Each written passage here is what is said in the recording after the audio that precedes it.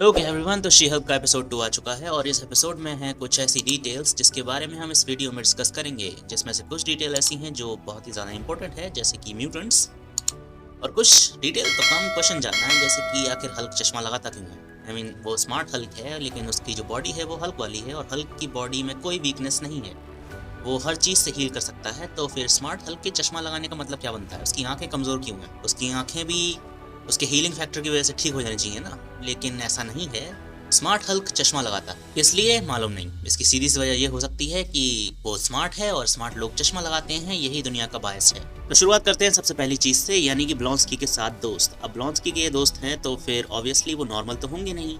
तो इस बात के अच्छे खासे चांसेस हैं कि जिन दोस्तों की बात ब्लॉन्स्की कर रहा है वो हैं थंडरबोल्ट्स। और जैसा कि हम जानते हैं कि 2024 में थंडरबोल्ट की मूवी सेट है, तो हो सकता है ब्लॉन्स्की उन्हीं के बारे में बात कर रहा हो। तो यहाँ जब शी हल्क ये केस जीत जाएगी तो ब्लॉन्स्की जाके ज्वाइन कर लेगा थंडरबोल्ट्स को। और जैसा कि हम जानते हैं कि मैडम हाइड्रा अभी से सेटअप कर रही है थंडरबोल्ट्स, मतलब लोगों को रिक्रूट कर रही है। जैसे कि उसने नए वाले कैप्टन अमेरिका को रिक्रूट कर लिया, जो फेल्ड कैप्टन अमेरिका था, और उसे बना दिया यूएस एजेंट काले कपड़े देके।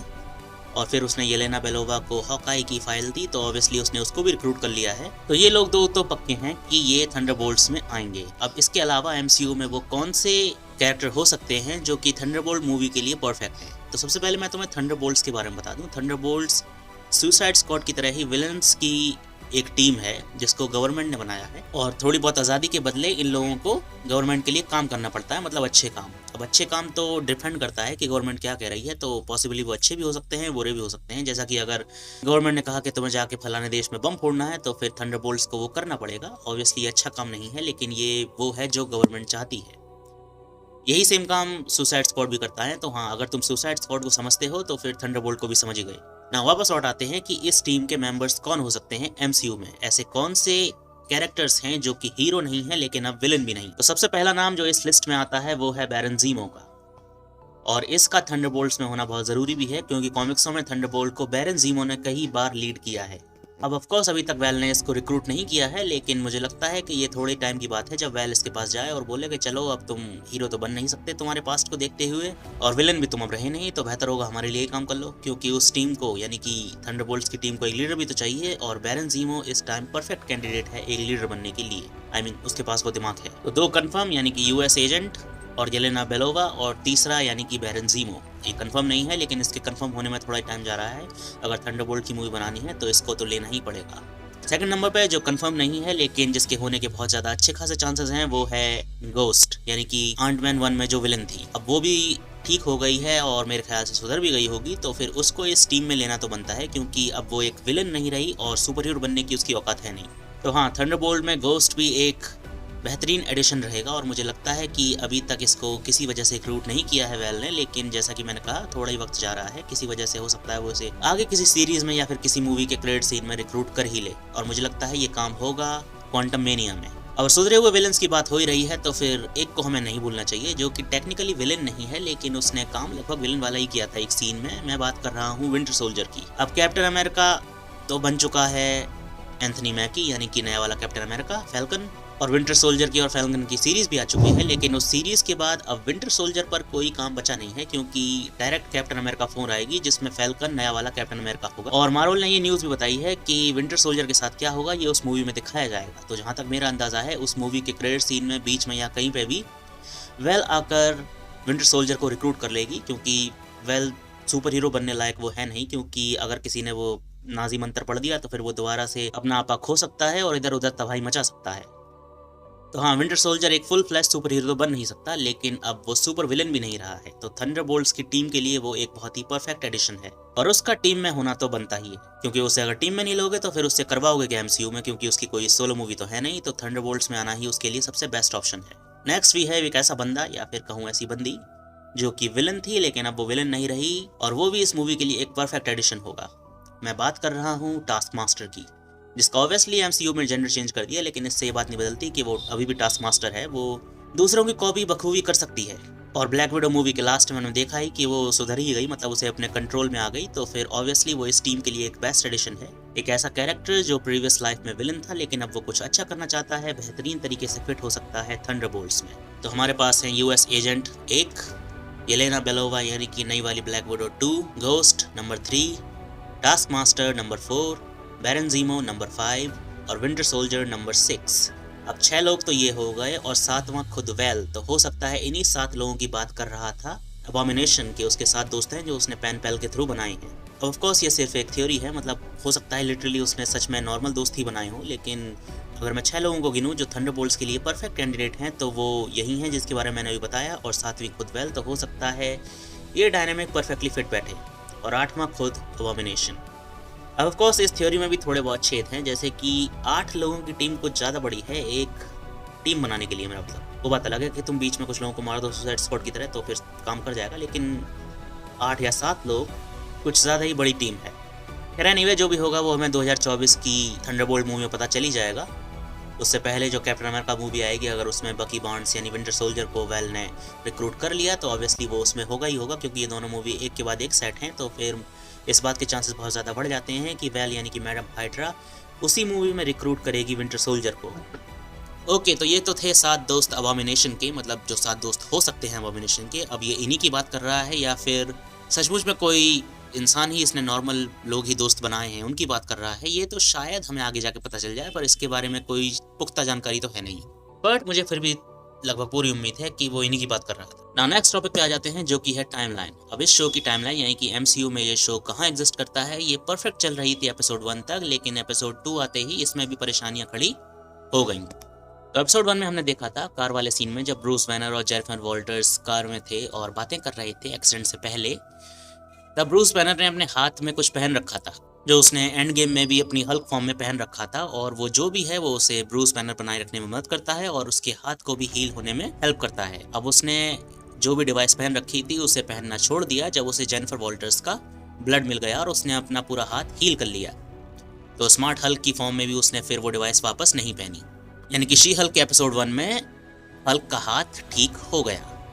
यहाँ तक तो कहानी बिल्कुल ठीक है, लेकिन यही सेम चीज़ उसने पहनी थी शैंग ची के पोस्ट क्रेडिट सीन में। तो उस पोस्ट क्रेडिट सीन से जज किया जाए तो हमें पता चलता है कि पोस्ट क्रेडिट सीन में अगर उसने वो डिवाइस पहनी थी और एपिसोड 1 में भी वो डिवाइस पहनी है और एपिसोड 1 में उसका हाथ ठीक हो गया, तो यानी कि शी हल्क शैंग ची के बाद है, मतलब शी हल्क शैंग ची के बाद एग्जिस्ट करती है एमसीयू में, जो कि परफेक्ट सेंस बनाता है क्योंकि हाथ हील हो गया तो उसने वो जो भी पहन रखा था उसे पहनना छोड़ दिया। लेकिन फिर आता है एपिसोड 2। अब एपिसोड 2 की लास्ट में हमने देखा कि अबॉमिनेशन अपने प्रिजन से भाग गया है और किसी अंडरग्राउंड फाइट में लड़ रहा है वोंग से। ये सीन भी हम शैंग ची में देख चुके हैं साफ साफ। नाउ इस न्यूज़ के 2 इम्पैक्ट पड़ते हैं इस शो पर। पहला, अगर ये जो फुटेज न्यूज़ पर चलाई जा रही है ये पुरानी है तो ठीक है, ये शो अब भी शैंग ची के बाद ही सेट है। ये फुटेज जो है ये काफ़ी पुरानी है जो कि अभी सरफेस होके आई है मीडिया में। लेकिन अगर वो जेनिफर वॉल्टर्स से मिलने के बाद भागा है उस अंडरग्राउंड एरिया में वोंग से लड़ने, तो इसका मतलब ये शो की जो टाइमलाइन है ये शैंग ची के दौरान ही सेट है। अब ब्रूस के हाथ को ठीक होने से जज करो तो ये शैंग ची के बाद सेट है, अगर अबॉमिनेशन के भागने से जज करो तो ये शैंग ची के दौरान सेट है। आखिर ये शो किस टाइमलाइन में सेट है? शैंग ची के साथ साथ चल रहा है, मतलब उधर शैंग ची अपना काम कर रहा है, अबॉमिनेशन अंडरग्राउंड फाइट लड़ रहा है और यहाँ पर शी हल्क का काम चल रहा है, या फिर ये शैंग ची के बाद है बिल्कुल, मतलब जब शैंग ची खत्म हो गई थी ब्रूस ने वो डिवाइस पहन रखी थी और फिर वो डिवाइस एपिसोड 1 में इसमें भी पहन रखी है और फिर हाथ हील हो गया तो वो डिवाइस हटा दी। अब ऐसा हो सकता है कि ब्रूस बैनर की फॉर्म में जब स्मार्ट हल्क वापस आए तो वापस वो पहन ले जो उसने पहन रखा था, लेकिन जो दिखता है वही बिकता है। और अभी तो ये दिख रहा है कि ये डिवाइस जो इसने एपिसोड 1 में पहनी है ये शैंग ची के लास्ट में पहनी थी, यानी कि शो शैंग ची के बाद सेट है। और अगर अबॉमिनेशन अपने प्रिजन से अभी करंटली भागकर लड़ाई लड़ रहा है अबॉमिनेशन से, मतलब जेनिफर वॉल्टर से मिलने के बाद, तो ये शो शैंग ची के दौरान ही सेट है। ये 2 चीजें कंफ्यूज कर देती हैं इस शो के प्लेसमेंट को एमसीयू की टाइमलाइन में। फिर जो भी होगा मुझे लगता है अगले एपिसोड में जब जेनिफर वॉल्टर्स अबॉमिनेशन से मिलेगी तो एक्सप्लेन हो ही जाएगा। अगर उसने कहा कि वो अभी भागा है करंटली उससे मिलने के बाद तो फिर टाइमलाइन ऐसी कंफ्यूजिंग रहेगी, और अगर उसने कहा कि ये फुटेज पुरानी है, काफ़ी पुरानी, तो फिर टाइमलाइन बिल्कुल ठीक हो जाएगी। शैंग ची के बाद ही सेट होगा ये शो। या फिर हो सकता है आगे जाके कुछ ऐसा होगा जैसे ब्रूस बैनर बनने पर उसको वापस वो डिवाइस पहननी पड़ जाएगी, जिसके चांसेस बहुत ज़्यादा कम है। मतलब इसका कोई सेंस नहीं बनता कि ऐसा होगा क्यों। एग्जैक्ट डिवाइस, एग्जैक्ट हाथ, एग्जैक्ट चोट, ऐसा तो हो नहीं सकता ना। क्या टाइमलाइन में जो भी फसड़ है मुझे लगता है अगले एपिसोड में क्लियर हो ही जाएगी। तब तक हमने नेक्स्ट टॉपिक पर आगे बढ़ते हैं जो कि है म्यूटेंट्स। अब बहुत टाइम से स्पेकुलेशन लगाई जा रही है कि कब किसी एक्समैन की मूवी आएगी, कब किसी एक्समैन की मूवी आएगी, और मार्वल ने म्यूटेंट्स के हिट डालना शुरू कर दिए हैं। जैसे कि सबसे पहले मिस मार्वल को म्यूटेंट बना दिया, और इस शो में भी ऑलवेज जिस बंदे ने शी हल्क को जॉब दी है वो कहता है कि सुपर पावर्ड बीइंग्स एक के बाद एक पॉपअप हो रहे हैं, इसलिए हमने ये डिवीजन बनाई है जिसकी शी हल्क इंचार्ज है। तो इस बात के पूरे चांसेस हैं कि MCU में म्यूटेंट्स एग्जिस्ट करते हैं, और इस बात पर ठप्पा भी लग जाता है इस वाले एपिसोड से। अब इस वाले एपिसोड में जब शी हल्क अपने लैपटॉप पर जॉब्स देख रही होती है या फिर कोई आर्टिकल पढ़ रही होती है, तो साइड में एक आर्टिकल होता है ये वाला, तो यहाँ पे लिखा है man fights with metal claw in bar brawl, मतलब एक बार की लड़ाई में कोई बंदा मेटल क्लॉ के साथ लड़ाई लड़ रहा है। और मेटल क्लॉ MCU में एक बहुत ही स्पेशल बंदे के हैं जो बहुत ही ज़्यादा फेमस है, जिसको मुझे लगता है मुझे नाम बताने की ज़रूरत भी नहीं है, यानी कि वुल्वरीन। तो हाँ, इस आर्टिकल को अगर सही से एनालाइज़ किया जाए, सही से एनालाइज़ करने की ज़रूरत ही नहीं है, साफ साफ लिखा हुआ है मेटल क्लॉ, तो ये साफ हो जाता है कि यहाँ पर वुल्वरीन के बारे में बात हो रही है। और वुल्वरीन के बारे में बात हो रही है यानी कि म्यूटेंट्स। अब सवाल ये उठता है कि अगर वुल्वरीन एग्जिस्ट करता है तो वो आखिर अब तक था कहाँ के बार में लड़ाइयाँ लड़ता डोल रहा है।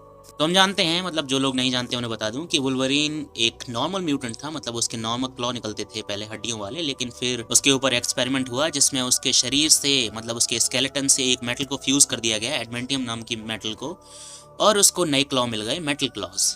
एडमेंटियम एक बहुत ही स्ट्रॉन्ग मेटल है जो टूट नहीं सकती। वाइब्रेनियम सारे फोर्स को अब्जॉर्ब कर सकती है, लेकिन एडमेंटियम किसी भी तरीके से टूट नहीं सकती, उसे सिर्फ हाई टेम्परेचर से गलाया जा सकता है। तो वुल्वरीन अब तक था कहाँ? तो अगर एंड गेम के बाद देखो तो हो सकता है कि 5 साल के लिए वो ब्लिप में गायब हो गया हो, लेकिन एंड गेम से पहले वो कहाँ था? अब एंड गेम से पहले हो सकता है कि उस पर एक्सपेरिमेंट चल रहे हो, वो किसी प्रिजन में कैद हो, लेकिन फिर थैनोस ने चुटकी बजाई और सबके सब लोग गायब हो गए और वुल्वरीन भी गायब हो गया, इसलिए उसे जहाँ पर कैप्चर करके रखा गया था वो फैसिलिटी बंद हो गई हो। और 5 साल बाद जब वो उस फैसिलिटी में वापस पॉप अप हुआ तो देखता है कि वहाँ पर कोई है नहीं और वो हो चुका है एक आज़ाद बंदा। इसके बाद ये बार फाइट, अब ये बहुत ही टॉल टेल लग रही है, जो कि एक्चुअली ये है भी, लेकिन स्टोरी परफेक्ट जाती है MCU की टाइमलाइन के साथ। एंड गेम से पहले वो कहीं पर कैद था, और एंड गेम के 5 साल के गैप में वो गायब था, और 5 साल के गैप के बाद जब वो पॉप अप हुआ तो फिर वो कहीं पर भी कैद नहीं था, क्योंकि जिन लोगों ने उसे कैद कर रखा था उन लोगों ने वो फैसिलिटी बंद कर दी। तो हाँ, ये आर्टिकल तो साफ साफ क्लियर कर देता है कि यहाँ पर बात हो रही है वुल्वरीन की, और अगर वुल्वरीन की बात हो रही है तो यानी कि म्यूटेंट्स की बात हो रही है, जो कि धीरे धीरे आ ही रहे हैं MCU में। अब वुल्वरीन की सोलो मूवी बनाई जाएगी, नई कास्टिंग की जाएगी, या फिर किसी टीम के साथ ही आएगा, इस बारे में अभी कोई जानकारी नहीं है। और मुझे लगता है कि फेज 6 में कोई सी एक्समैन की मूवी सेट होगी जो अभी अनाउंस नहीं हुई है। अब वुल्वरीन की कास्टिंग नई होनी चाहिए या पुरानी, इस पर मेरे मिक्स्ड थॉट्स हैं। मतलब मैं नहीं चाहता कि ह्यूग जैकमैन किसी तरीके से रिप्लेस हो, क्योंकि उसने बहुत ही आइकॉनिक कैरेक्टर प्ले किया है, लेकिन मैं ये भी जानता हूँ कि वो हमेशा तो वुल्वरीन प्ले नहीं कर सकता, तो फिर उसे रिप्लेस करना भी एक ज़रूरी डिसीजन हो सकता है।